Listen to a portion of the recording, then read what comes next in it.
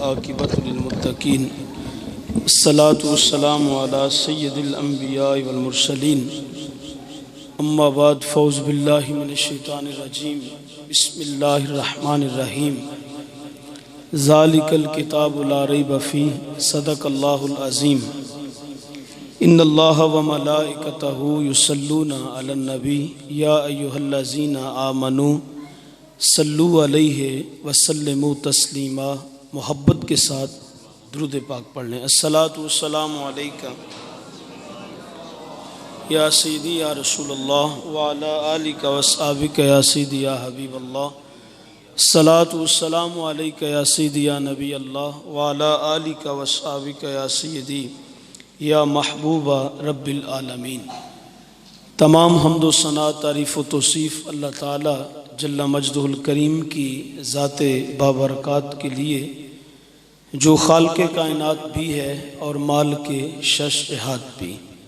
اللہ جل وعلا کی حمد و ثنا کے بعد حضور نبی اکرم شفیع امم رسول محتشم اللہ کے پیارے امت کے سہارے رب کے محبوب دانائے غیوب مال کے رکاب امم فخر عرب و عجم والی کون و مکان سیاہ لا مکان سید انس و جاں حضور ختمی المرتبت احمد مجتبی جناب حضرت محمد مصطفیٰ صلی اللہ علیہ وسلم کے حضور ناز میں اپنی نیاز مندیوں کا خراج پیش کرنے کے بعد عالی مرتبت عالی وقار معزز مکرم محترم حاضرین و سامعین، السلام علیکم ورحمۃ اللہ وبرکاتہ۔ آج کی یہ خوبصورت بزم جو کہ بڑے ہی تزک و احتشام سے، محبت، عقیدت اور احترام سے، درس قرآن کے نام سے انعقاد پذیر ہوئی ہے، مجھے اور آپ سب کو حاضری کا شرف نصیب ہو رہا ہے۔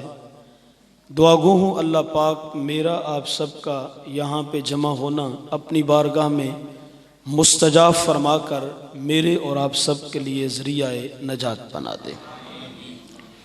مختصر وقت کے لیے میں آپ کی توجہ کا طالب رہوں گا اور چند گزارشات آپ کے سامع نواز کر لینے کے بعد ہم بڑی جلدی دعا کی جانب بڑھیں گے۔ اللہ پاک میری زبان پہ کلمۃ الحق جاری فرمائے، حق سن کر حق سمجھ کر اس کو مان لینے کی توفیق نصیب فرمائے۔ ارشاد ہے ذالک الکتاب لا ریب فیہ، یہ وہ کتاب ہے جس میں شک کی گنجائش بھی نہیں ہے۔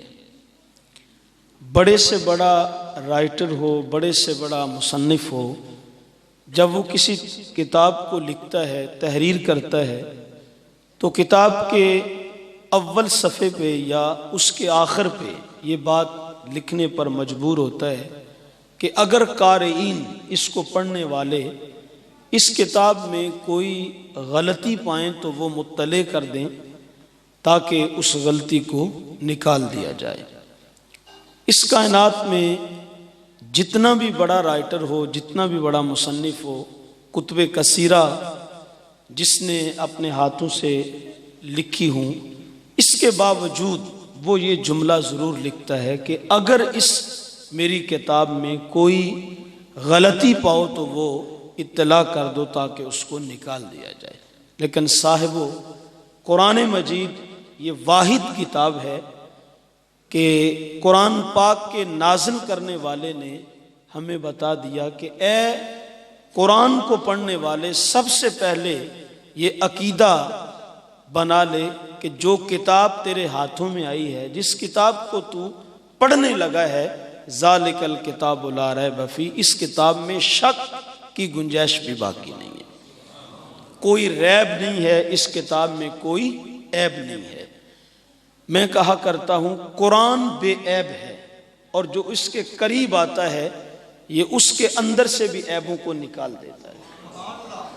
قرآن عظمتوں والا ہے، قرآن شانوں والا ہے، جو قرآن کے ساتھ جڑ جاتا ہے تو قرآن اس کو بھی عظمتیں اور شانیں عطا کر دیتا ہے۔ اللہ اکبر۔ مدینہ شہر ہے، وہاں ایک یہودی تاجر رہتا تھا جو کہ ملک شام جاتا اور وہاں سے تجارت کر کے مال لے کے آتا، مدینے کی منڈی میں اس کو بیچا کرتا تھا۔ تو ملک شام جب وہ گیا تو مال خریدتے خریدتے اس نے ضرورت سے زائد مال خرید لیا۔ جب گٹھڑی بھاری ہو گئی تو سوچنے لگا کہ اب میں اس کو مدینے اکیلا تو لے جا نہیں سکتا، اور اس زمانے میں شاید کوئی کارگو کا سسٹم بھی اتنا وسیع نہیں ہوگا۔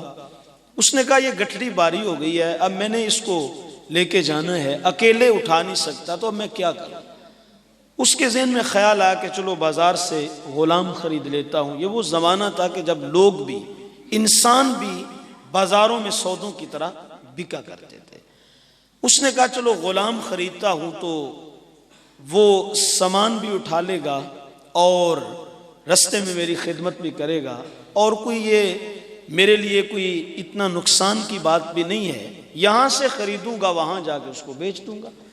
اس نے ایک غلام خریدا جس کی عمر بھی تھوڑی ہے، رنگ اس کا کالا ہے، ہونٹ اس کے موٹے ہیں، آنکھیں اس کی چھوٹی ہیں۔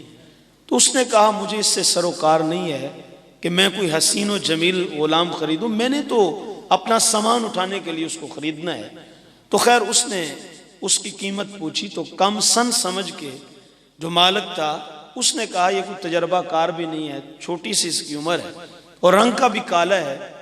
تو اس نے جتنی قیمت بتائی اس نے وہ دی تو اس کو خرید لیا۔ خیر جب مدینے کی منڈی میں وہ یہودی تاجر پہنچتا ہے، یہاں آ کے ایک دو روز میں اس کا جو سامان تھا وہ بک گیا، اب غلام رہ گیا۔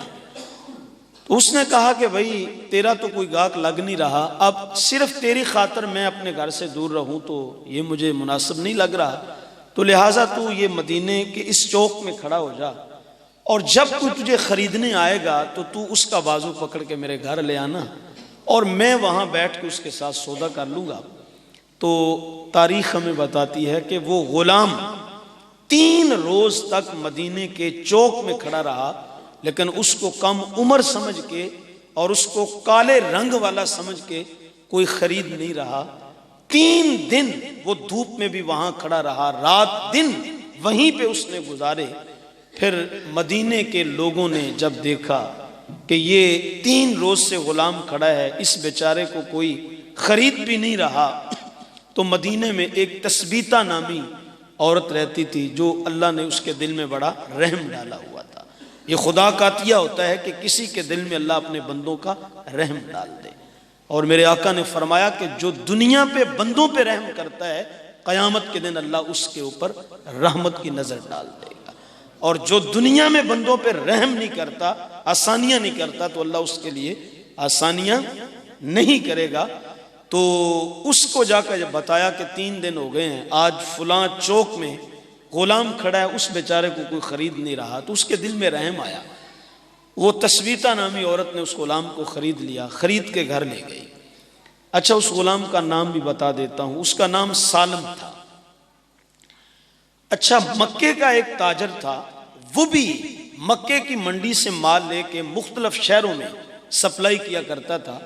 تو وہ تاجر مدینے اتفاق سے جب آیا تو اس کے دوستوں نے یہاں بتایا کہ یار آج ایک ایسا یہاں پہ واقعہ ہوا ہے کہ مدینے کی گلی میں فلاں چوک پہ 3 روز سے غلام کھڑا تھا، اس کو کوئی خرید نہیں رہا تھا، تو فلاں عورت ہے وہ بڑی رحم دل ہے، اس کو لوگوں نے بتایا تو وہ اس کو خرید کے لے گئی ہے۔ اب یہ جو مکے کا تاجر تھا یہ کوارا تھا، تو اس نے دل میں آئی بات کہ میں نے بھی شادی بیاہ کرنا ہے تو مجھے بھی ایک عورت درکار ہے۔ تو اس نے جب سنا کہ وہ بڑی رحم دل عورت ہے تو اس کے دل میں آیا کہ کیوں نہ ہو میں اس کو پیغام نکاح بھیجوں۔ تو خیر جب اس نے پیغام نکاح بھیجا تو تثبیتہ کے گھر والوں نے اس کو قبول کر لیا۔ تثبیتہ کے ساتھ اس کا رشتہ زوجیت جو ہے وہ جب طے ہو گیا اور عقد ہو گیا، نکاح ہو گیا، اب 2-3 دن جتنا اس نے یہاں پہ رکنا تھا رکا۔ اب جب اس کے جانے کی باری آئی تو اس نے تثبیتہ کو کہا کہ بھئی میں تو اب مکے جا رہا ہوں، اب تو بتا تیری کیا رائے ہے اور تو کیا کہتے ہو؟ اس نے کہا میں تیرے نکاح میں آ گئی ہوں، جہاں تو ہوگا وہیں میں رہوں گی۔ تو اب یہ 3 مشتمل پہ قافلہ وہ مکہ کا تاجر تثبیتہ اور جو تثبیتہ کا غلام جو اس نے خریدا تھا جس کا نام سالم تھا. اب یہ تینوں مکے کی جانب جب بڑھے تو یہ وہ زمانہ تھا کہ حضور نے مکے میں ابھی نیا نیا اعلان نبوت فرمایا تھا. اور آپ جانتے ہیں کہ جب حضور نے اعلان نبوت فرمایا تھا تو سب سے پہلے حضرت ابوبکر صدیق نے کلمہ پڑھا. حضرت ابوبکر صدیق کی دعوت پہ حضرت عثمان غنی حضور کی غلامی میں آتے ہیں. اور یہ جو مکے کا تاجر تھا یہ حضرت عثمان غنی کا دوست تھا. تو جب یہ مکے میں داخل ہو رہا تھا تو حضرت عثمان غنی سے اس کی ملاقات ہو گئی. حضرت عثمان غنی نے اس کو اسلام کی دعوت دی. کہا میں آمینہ کے لال کا غلام بن گیا ہوں تو تو میرا یار ہے, میرا دوست ہے. میں بھی کہتا ہوں کہ تو جہنم کی آگ سے بچ جائے اور تو بھی میرے محمد کا غلام بن جا, ان کا کلمہ پڑھ جا. وہ اللہ کے سچے نبی اور رسول ہیں صلی اللہ علیہ وسلم. تو اس نے کہا یار دل تو میرا بھی چاہتا تھا لیکن چلو تو نے دعوت دے دی ہے تو چلو میں بھی آ جاتا ہوں, لیکن ابھی گھر جانے دے, پہلے غسل کرنے دے, کپڑے پہننے دے, اور پھر میں اپنے گھر والوں کو بھی ساتھ لے کے آتا ہوں. اچھا یہ مکے کا جو تاجر تھا گھر گیا, گھر غسل کیا, کپڑے نئے پہنے, خود بھی آیا, سالم کو بھی لے کے آیا, اپنی بیوی تثبیتہ کو بھی لے آیا اور حضور کے قدموں میں آ کے حضور کا کلمہ پڑھ کے حضور کی غلامی میں آ جاتے ہیں. جب سرکار کی یہ غلام بن گئے, اب وہ سالم بھی کلمہ پڑھ گیا جو غلام تھا. اب جب سرکار کی چوکٹ پہ حاضری نصیب ہو گئی تو حضور ان کو دین سکھانے لگے. اور حضور نے فرمایا کہ جو کسی غلام کو دنیا میں اللہ کی رضا کے لیے آزاد کرتا ہے اللہ تعالیٰ قیامت کے دن اس کو جہنم کی آگ سے آزاد فرما دے گا. اب جب انہوں نے یہ حضور کا فرمان سنا تو وہ ہماری طرح کے تو تھے نہیں نا کہ ایک کان سے سنا دوسرے کان سے نکال دیا. ہم پہلی بات تو یہ ہے کہ ہمارے پاس اتنا وقت ہی نہیں ہے قرآن سننے کے لیے اور حضور کا فرمان سننے کے لیے. وہ اقبال نے کہا تھا لا ریب تیری روح کو تسکین ملے گی, لا ریب تیری روح کو تسکین ملے گی, تو قرب کے لمحات میں قرآن پڑھا کر, آ جائے گا اقبال تجھے جینے کا کرینہ, تو سرور کونین کے فرمان پڑھا کر. تو پہلی بات تو یہ آج ہمارے پاس وقت ہی نہیں ہے, اور اگر قرآن سن بھی لیں اور حضور جان رحمت کا فرمان سن بھی لیں تو پھر ہم سوچتے رہتے ہیں کہ اس پہ عمل کریں یا نہ کریں. لیکن صحابہ ایسے نہیں تھے جو حضور کی بارگاہ سے سنتے تھے فوراً اس پہ عمل پیرا ہو جاتے تھے. تو جب حضور نے فرمایا کہ جو کسی غلام کو اللہ کی رضا کے لیے آزاد کرتا ہے تو قیامت کے دن اللہ اس کو جہنم کی آگ سے آزاد کر دے گا. اب یہ جب اٹھے گھر گئے تو وہ تثبیتہ کہنے لگی سالم سے کہ تو میرا غلام تھا, جا تجھے اللہ کی رضا کے لیے آزاد کرتی ہوں. سالم کو جب آزاد کر دیا گیا تو سالم رونے لگے. تو تثبیتہ نے کہا کہ اب روتے کیوں ہو, حالانکہ تیرے لیے تو خوشی کا مقام ہے کہ تجھے غلامی سے آزادی ملی ہے. کوئی غلامانہ زندگی تو نہیں نہ ہوتی, تو تجھے غلامی سے آزادی ملی ہے تو تیرے لیے تو ہنسنے کا مقام, خوشی کا مقام ہے, اور تو رو رہا ہے.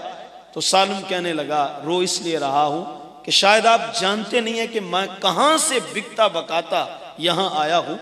یہاں نہ میرا کوئی باپ کوئی میرا بھائی نہیں ہے, رشتہ داری نہیں ہے, خاندان میرا یہاں نہیں ہے. چلو غلام ہی صحیح, لیکن تمہارے پاس مجھے کپڑا تو مل رہا تھا نا, مجھے کھانا تو 2 وقت کا مل رہا تھا, چاہے غلامی کی زندگی تھی. لیکن اب تم نے تو آزاد کر دیا, لیکن میں جاؤں گا تو کہاں جاؤں گا, کون مجھے کھانا دے گا, کون مجھے لباس دے گا. تثبیتہ کہنے لگی پہلی بات تو یہ ہے کہ شاید تو جانتا نہیں ہے تجھے جس شہر میں آزاد کیا گیا ہے اسی شہر میں اللہ اکبر آمینہ کا لال بھی رہتا ہے, جس کو حقارت سے دنیا نے دیکھا اور منہ پھیر لیا اس کو بھی سینے سے لگایا میرے کملی والے نے. تو وہ تو دکھی دلوں کا آسرا ہے, وہ تو غریبوں کا ماوا بن کر تشریف لائے ہیں. تو کہا تجھے گھبرانے کی ضرورت نہیں ہے, ہاں اگر تجھے ٹینشن ہے کھانے کی تو آزاد کرنے کا مطلب یہ ہرگز نہیں ہے کہ تجھے اب ہم 2 وقت کا کھانا بھی نہیں دے سکتے, تجھے لباس بھی ملے گا 2 وقت کا کھانا بھی ملے گا, لیکن یہ ہے کہ زندگی اب تو جو گزارے گا ہماری مرضی سے نہیں گزارے گا بلکہ اپنی مرضی سے گزارے گا. اب اس نے کیا کام کرنا تھا, صبح ناشتہ کرتا ہے اور حضور کی بارگاہ میں حاضر ہو جاتا ہے, دوپہر کے وقت پھر آ جاتا ہے, کھانا کھاتا ہے, پھر حضور کی چوکٹ پہ حاضر ہو جاتا ہے, پھر شام کو آتا ہے, کھانا کھاتا ہے, پھر حضور کی بارگاہ میں حاضر ہو جاتا ہے. حضور کی کچہری چوکٹ اس کو نصیب ہو گئی. اب یہ وہ وقت تھا کہ جب قرآن اتر رہا تھا. اچھا، جو قرآن حضور کے سینہ اقدس پہ نازل ہوتا، سرکار سب سے پہلے وہ قرآن سالم کو سناتے، سالم کو پڑھاتے، یہ حضور سے قرآن سیکھتا رہا۔ اچھا توجہ چاہوں گا، ایک دن ایسا بھی آیا کہ حضور پاس نہیں تھے، تو سالم نے جو حضور سے قرآن سن رکھا تھا، اس نے وہ گنگنانا شروع کر دیا، پڑھنا شروع کر دیا۔ اچھا رنگ تو کالا تھا، لیکن سالم کو اللہ نے آواز غضب کی عطا کی، آواز بڑی خوبصورت تھی۔ تو آپ جانتے ہیں کہ جب خوبصورت لہجے میں خوبصورت آواز والا قرآن پڑھتا ہے تو یوں لگتا ہے کہ جس طرح پرندے بھی رک گئے ہیں اور آسمانوں سے رحمات کا نزول ہو رہا ہے، رحمتوں کی برکھا برسنے لگی ہیں۔ تو سرکار پاس نہیں تھے، اس نے وہ قرآن پڑھنا شروع کر دیا۔ اتنے میں حضور بھی تشریف لے آئے۔ حضور نے جب سالم کا قرآن پڑھتے سنا تو میرے آقا کریم اتنے خوش ہوئے۔ ایک تو اللہ کی بارگاہ میں حضور نے شکر ادا کیا کہ مولا تیرا شکر ہے، تو نے میری امت میں سالم جیسے قاری قرآن پیدا کر دیے ہیں۔ اور دوسرا، سالم کے لیے حضور نے دعا بھی دی، اور قرآن پڑھنے والوں کو حضور دعائیں بھی دیتے ہیں۔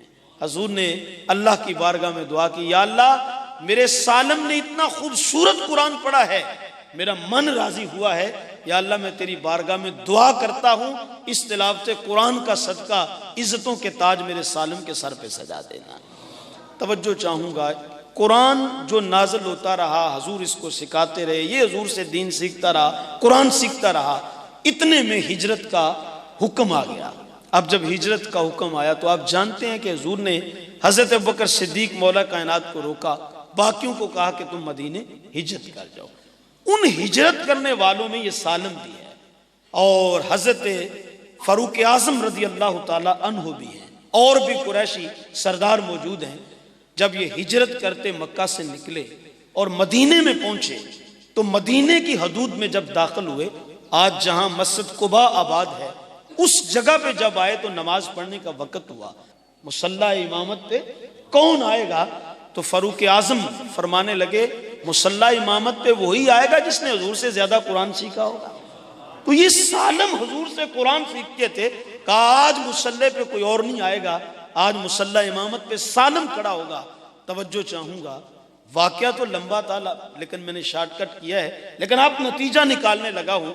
اب آپ کی توجہ کی ضرورت ہے، بھرپور توجہ کی ضرورت ہے۔ جب حضرت فاروق اعظم پیچھے کھڑے ہیں، قریشی سردار بڑے بڑے پیچھے کھڑے ہیں، اور یہ سالم، یہ وہی سالم ہے جو مدینے کے چوک میں 3 دن تک کھڑا رہا تھا اور اس کو کوئی خرید نہیں رہا تھا، کم سن سمجھ کے، رنگ کا کالا سمجھ کے۔ آج وہ سالم جو ہے وہ مصلی امامت پہ کھڑا ہے، سالم آگے ہے، قریشی سردار پیچھے کھڑے ہیں۔ جب نماز ہو رہی تھی تو اس کا جو یہودی مالک تھا، جو شام سے اس کو خرید کے لایا تھا، وہ بھی اپنے دوستوں کے ساتھ گزرتا جب سامنے سے گزرا، اس کی نظر سالم پہ پڑی، اپنے دوستوں کو کہنے لگا میں مغالطے میں ہوں یا یہ وہی سالم ہے جس کو میں شام سے خرید کے لا رہا تھا، اور وہ 3 دن تک مدینے کے چوک میں کھڑا، اس کو کوئی خرید نہیں رہا تھا۔ تو دوستوں نے جو ہے وہ تائید کر دی، انہوں نے کہا بالکل یہ وہی سالم ہے۔ اب وہ حیران ہو گیا، اس نے کہا یہ تو وہ غلام ہے جس کو کوئی خرید نہیں رہا تھا، تو اب اس کو اتنا مقام کیسے ملا، اس کو اتنی عظمتیں کیسے ملی کہ اب قریشی سردار پیچھے کھڑے ہیں اور یہ غلام جو ہے وہ مصلی امامت پہ کھڑا ہے۔ تو کسی نے قریب ہو کے کہا یہ عزتیں اس لیے ملے ہیں کہ اس کے لبوں پہ قرآن آ گیا ہے، دل میں آمینہ کے لال کی محبت اور پیار آ گیا ہے۔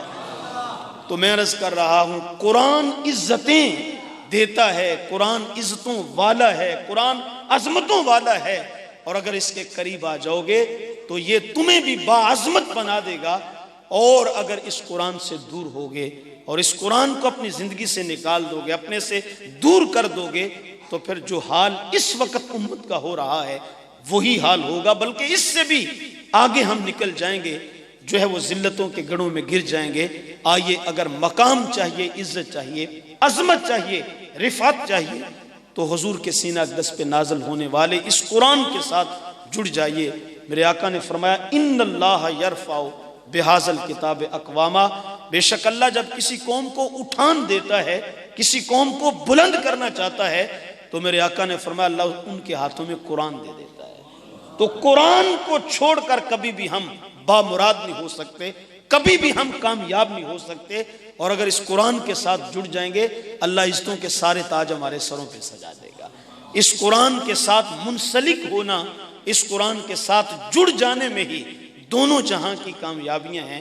یہ قرآن جو ہے بندے کی دنیا بھی سنوار دیتا ہے، بندے کی آخرت کو بھی سنوار دیتا ہے، اور اس قرآن کے بغیر ہمارا گزارا نہیں ہو سکتا۔ علامہ اقبال، ایک دوست تھا ان کا، تو وہ ان کو ملنے کے لیے جب آیا تو جس کمرے میں علامہ اقبال رہائش پذیر تھے، آپ کے پلنگ کے سامنے ایک اس طرح میز پڑا ہوا تھا، اس میز کے اوپر علامہ اقبال کی زیر مطالعہ کتب پڑی تھی، ان کتابوں کے اوپر ایک قرآن کا نسخہ بھی پڑا تھا۔ تو جب وہ دوست ملنے آیا تو وہ جٹکا بندہ تھا، اس نے جب دیکھا کہ کتابوں کے اوپر قرآن کا نسخہ بھی پڑا ہے تو وہ خفا ہو گیا، ناراض ہو گیا اور کہنے لگا اقبال میں تو سمجھتا تھا تو بڑا دانا بینا شخص ہے اور بڑا دانا آدمی ہے، لیکن تو بڑا عجیب انسان ہے۔ اقبال حیران ہو گیا، کہا میرے دوست کیا ہوا؟ کہا دیکھ تو نے یہ قرآن کہاں پہ رکھا ہوا، عام کتابوں کے اوپر تو نے یہاں میز کے اوپر قرآن رکھ دیا ہے۔ اب اقبال سمجھ تو گئے تو فرمانے لگے میرا دوست بتا مجھے قرآن کہاں پہ رکھنا چاہیے؟ کہا قرآن کو یہاں سے اٹھائیے، محملی کپڑے کا غلاف سلائیے اور پھر اس قرآن کو خوشبو لگائیے اور غلاف اس پہ چڑھا کر اس کو خوشبو لگا کر چومیے، آنکھوں سے لگائیے اور وہاں اوپر پڑچھتی کے اوپر اتنی جگہ پہ رکھیے۔ اب اقبال کہنے لگا میرے دوست یہ بتا، ایک بندہ اپاہج ہو، ایک بندہ لنگڑا ہے، ڈولا ہے، وہ چل نہیں سکتا، اس کی ٹانگیں نہیں ہے، تو فرمایا جب وہ بیساکھی کے ساتھ ہی چلتا ہے، بیساکھی کے ساتھ ہی کھڑا ہوتا ہے، کسی جگہ پہ وہ بیٹھنے لگے گا تو بیساکھی کو دور پھینک دے گا یا اپنے پاس رکھے گا۔ آپ نے بھی دیکھا ہوگا کچھ نمازی جو اللہ تعالیٰ نے جن کو توفیق دی ہوتی ہے، کئی تو وہ ہیں نا کہ جو ہٹے کٹے ہیں لیکن پھر بھی ان راہوں کے مسافر نہیں ہیں۔ امام غزالی فرمانے لگے نوجوانوں جی بھر کے اللہ کو سجدے کر لو، میں نے اکثر نمازیوں کو بغیر سجدے کے بھی نماز پڑھتے دیکھا ہے۔ تو کہیں ایسا وقت آ جائے ہمیں ڈاکٹر پرہیز کے طور پہ کہہ دے کہ آپ سجدہ بھی نہیں کر سکتے، آپ جھک ہی نہیں سکتے، تو کئی تو وہ ہیں جو ہٹے کٹے ہیں لیکن اس کے باوجود یہ توفیق نہیں ہے، لیکن کئی ایسے ہیں اللہ اکبر کے بوڑھے ہو جاتے ہیں اور اس بات کے متحمل بھی نہیں ہوتے کہ وہ چار پائی سے اٹھ سکیں، لیکن اس کے باوجود پانچوں نمازیں جو ہیں وہ مسجد میں آ کے باجماعت ادا کرتے ہیں۔ اور کئی ایسے بوڑھے ہیں جو مسجد کی زینت ہوتے ہیں اور ان کے ہاتھ میں چھڑی ہوتی ہے، گھر سے وہ لے کر آتے ہیں اور ٹوٹیوں کے اوپر نیچے والا حصہ دھو کر وہ مسجد کے اندر لے آتے ہیں۔ وہ کیوں لے کر آتے ہیں؟ اس لیے انہیں پتہ ہے کہ ہم نے کھڑے بھی ہونا ہے تو چھڑی کے سہارے سے ہونا ہے، چلنا بھی ہے تو اس چھڑی کے سہارے سے چلنا ہے۔ تو اقبال کہنے لگا ایک بندہ اپاہج ہے، لنگڑا ہے، معذور ہے، ٹانگیں اس کی نہیں ہیں، بیساکھی کے ساتھ کھڑا ہوتا ہے، بیساکھی کے ساتھ چلتا ہے، تو یہ بتا جب وہ کسی جگہ پہ بیٹھنے لگے گا تو بیساکھی کو دور پھینک دے گا یا پاس رکھے گا؟ تو دوست کہنے لگا اقبال یہ تو بھی جانتا ہے، اگر وہ بیساکھی کو دور پھینک دے گا تو وہ کھڑا کیسے ہو پائے گا اور وہ چل کیسے سکے گا؟ اقبال نے اس کا بازو پکڑا اور اس کے بدن کو بھی جھنجھوڑا اور اس کے ضمیر کو بھی جھنجھوڑا اور اقبال کہنے لگا اے میرے نادان دوست، جس طرح اپاہج بغیر بیساکھی کے کھڑا نہیں ہو سکتا، اقبال رب کے قرآن کے بغیر کھڑا نہیں ہو سکتا۔ جس طرح ایک معذور جو ہے وہ بیساکھی کے بغیر 2 قدم چل نہیں سکتا، اقبال رب کے قرآن کے بغیر 2 قدم بھی چل نہیں سکتا۔ معذور کے لیے بیساکھی کا پاس رکھنا ضروری ہوتا ہے، مصطفیٰ کے امتی کے لیے قرآن کو اپنے پاس رکھنا ضروری ہوتا ہے۔ کیسے ہم اس قرآن کو اپنی زندگیوں سے نکال سکتے ہیں؟ کیسے ہم اس قرآن سے دور ہو سکتے ہیں؟ قرآن سے دور ہونا یہ موت ہے اور قرآن کے ساتھ جڑ جانا یہی تو حیات اور یہی تو زندگی ہے۔ لیکن آج قرآن جس لیے نازل ہوا تھا وہ ہم نے مقصد ہی چھوڑ دیا اور اس مقصد کو ہی خیر بات کہہ دیا۔ اس میں کوئی شک نہیں ہے کہ قرآن بند فیکٹری کو چلا دیتا ہے، قرآن کی تلاوت بند دکان کو چلا دیتی ہے، اس میں کوئی شک نہیں ہے کہ جو قرآن ہے اس کی تلاوت اللہ اکبر شفا بھی دے دیتی ہے۔ قرآن کی تلاوت کر کر مردوں کو اصال ثواب کیا جائے تو یہ قرآن کی تلاوت میں اثر ہے. تلاوت قرآن کا سردہ مردوں کی صدقہ بخشش بھی ہو جاتی ہے. لیکن اقبال کہتا ہے کہ جب تیرے بوڑھے کی روح اٹک جائے تو قرآن لے کے بیٹھ جاتا ہے, سورہ یاسین پڑھنے لگتا ہے. اقبال کہتا ہے میں اس سے اختلاف نہیں کرتا کہ تو قرآن نہ پڑھا کر, اور قرآن کی تلاوت میں یہ اثر نہیں ہے کہ تیرے بوڑھے کی روح آسانی سے نکل جائے. اقبال کہتا ہے پڑھ قرآن اپنے مرنے والوں کے قریب. لیکن اقبال کہتا ہے افسوس تجھ پہ یہ ہے کہ تو نے قرآن سے بھی سیکھا تو مرنا ہی سیکھا. جس قرآن سے تو نے مرنا سیکھا کاش اس قرآن سے تو نے زندگی بھی اور جینا بھی سیکھ لیا ہوتا. تو آئیے اس قرآن مجید کے ساتھ, اس قرآن حکیم کے ساتھ اپنا تعلق کے خاطر مضبوط کر لیجئے. جب آپ قرآن کے ساتھ جڑ جائیں گے تو قرآن آپ کی دنیا بھی سنوار دے گا اور قرآن آپ کی آخرت بھی سنوار دے گا. وہ ایک دریا کے کنارے پہ بابا جی تھے, تو وہ کشتی لیے کسی گاہک کے انتظار میں تھے. ان کا کاروبار یہ تھا کہ وہ دریا کے اندر لوگوں کو سیر کرواتے. تو چند یونیورسٹی کے پڑھے لکھے لوگ دریا کے کنارے گئے پکنک مناتے ہوئے. تو وہاں جب گئے تو بابا جی کو کہا بابا جی ہم نے دریا میں سیر کرنی ہے. تو بابا نے کہا بسم اللہ بیٹا, میں تو گاہکوں کے انتظار میں تھا, میرا تو رزق آ گیا ہے, بسم اللہ بیٹھیے.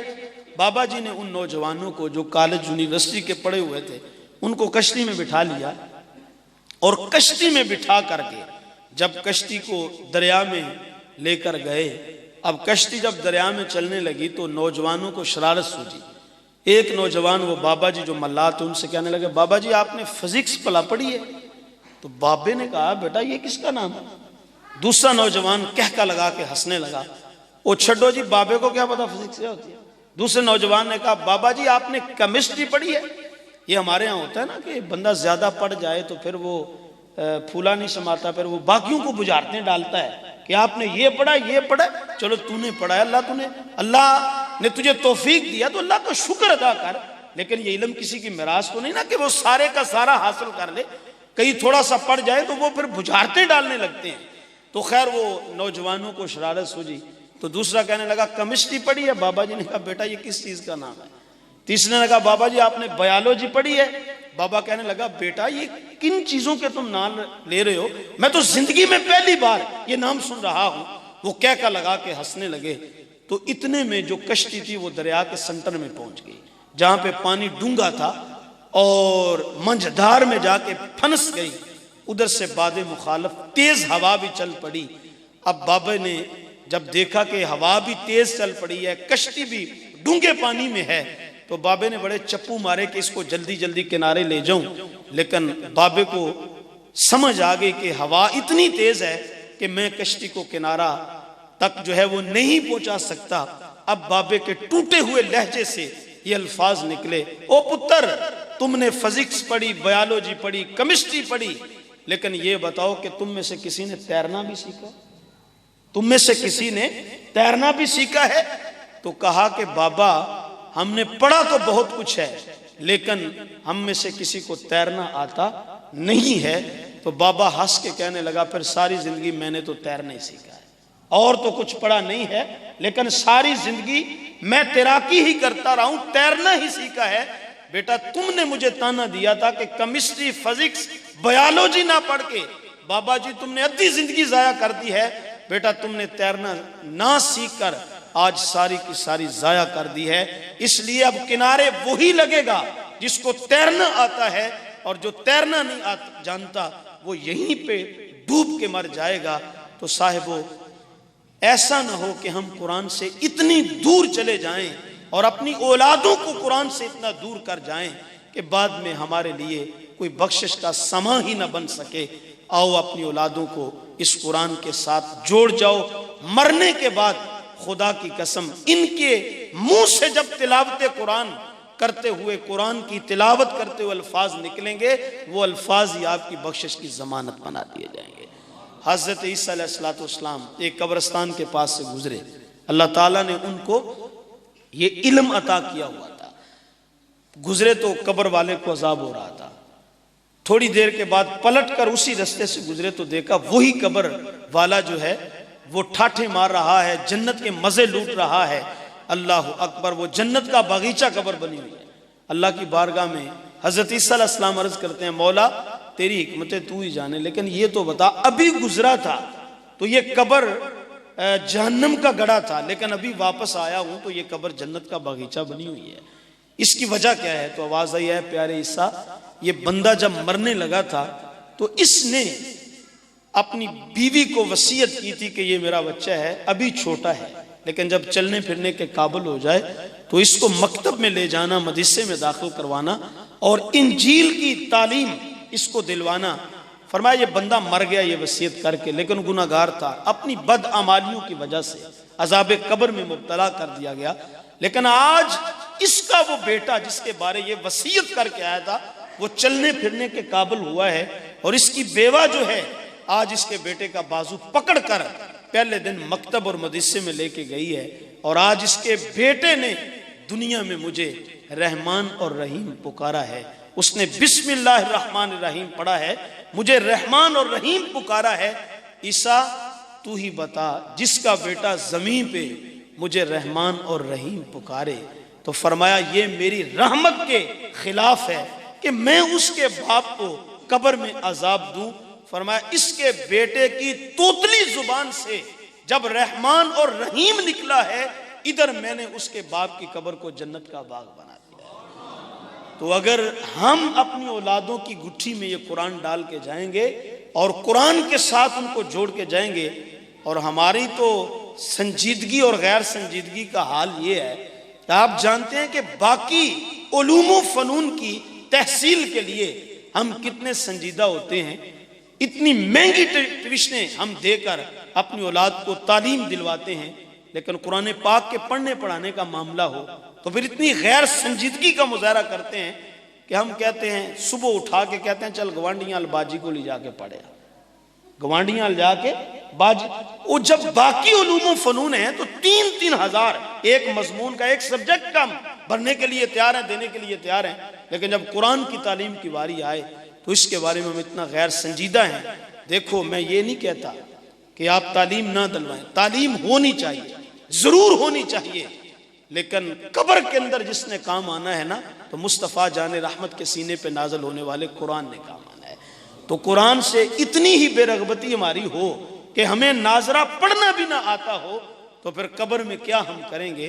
تو یہ قرآن پاک کے ہمارے اوپر حق ہیں، اس کے اوپر ایمان رکھا جائے، اس کو صحت لفظی کے ساتھ پڑھنے کا اہتمام کیا جائے، اور پڑھنے کے ساتھ ساتھ اس کو سمجھا جائے، اور جب سمجھ آ جائے تو اس پہ عمل کیا جائے، اور جب عمل کر لیا جائے تو پھر اس کی تبلیغ کی جائے، اس کا پیغام عام کیا جائے۔ ادارۃ المصطفیٰ بحمد اللہ تعالی اسی کاز پہ کام کر رہا ہے، اور میرے مربی، میرے قبلہ عظیم مذہبی سکالر پیرزادہ محمد رضا ساقی مصطفی دامت برکاتہم القدسیہ گلی گلی، نگر نگر، کریا کریا، بستی بستی یہی پیغام عام کرتے جا رہے ہیں۔ آفاق کے ہر ہر گوشے میں قرآن سنا کر دم لینا، اب رکنا نہیں، اب تھمنا نہیں، فردوس میں جا کر دم لینا۔ آج کی یہ درس قرآن کی پہلی نشست ہے جو ہمارے محترم سیف صاحب انہوں نے اور ان کے باقی رفقا نے، آپ سب نے اس کا بڑی ہی عقیدت سے اہتمام کیا۔ اللہ کی بارگاہ میں دعا کیے جا رہا ہوں اللہ پاک اس مجلس نور کو اپنی بارگاہ میں قبول فرمائے، اور درس قرآن کا اہتمام کرنے والے جتنے بھی ساتھی ہیں، معاونین ہیں، اللہ تعالیٰ ڈھیروں برکات ان کو نصیب فرمائے، اور ہمیں قرآن پاک کے ساتھ جڑنے کی توفیق عطا فرمائے۔ کار ماں آخر شدو، آخر زیمہ کار نشد، مشت خاک ماں غبارے، کوچائے یار نشد، وآخر دعوایا ان الحمدللہ رب العالمین۔ اب سوال یہ پیدا ہوا کہ مصلی امامت پہ کون